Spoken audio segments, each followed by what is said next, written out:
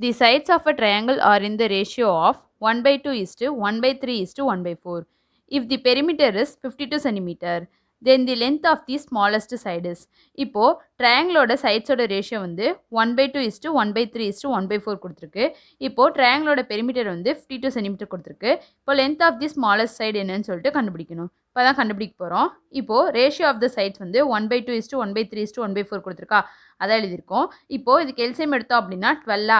அப்போது 6 2s are 12, அதான் 6 இப்போ 4 3s are 12, அதான் 4 3 4s are 12, அதான் 3 எழுதியிருக்கோம். Ratio of sides equal to 6 4 3.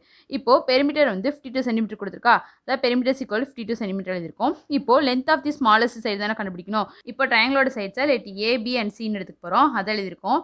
இப்போது ட்ரையாங்கிளோட பெரிமீட்டர் வந்து 52 சென்டிமீட்டர் கொடுத்துருக்கா. இப்போது ஏஸ் ஈக்குவல் டு 52 இன்ட்டு இப்போது ஃபஸ்ட்டு சைடு வந்து 6 அதான் இன்ட்டு 6 டிவைடட் பை இப்போ 6 + 4 எவ்வளோ 10 10 + 3 எவ்வளோ 13 அதான் டிவைடட் பை 13 எழுதியிருக்கோம். இப்போ அதை கேன்சல் பண்ணி இன்ட்டு பண்ணோம் அப்படின்னா 24 இப்போ ஏஸ் ஈக்குவல் டு 24 சென்டிமீட்டர். அதே மாதிரி அடுத்து பி கண்டுபிடிக்க போகிறோம். பிசி ஈக்குவல் டு 52 இன்ட்டு இப்போ செகண்ட் சைடு என்னது 4 அதை 4 டிவைடட் பை 13 எழுதியிருக்கோம். இப்போ அதை இன்ட்டு பண்ணி கேன்சல் பண்ணோம் அப்படின்னா 16 இப்போ PC equal to 16 centimetre.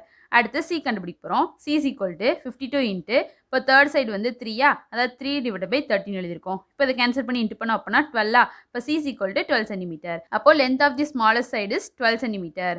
Option D is a correct answer.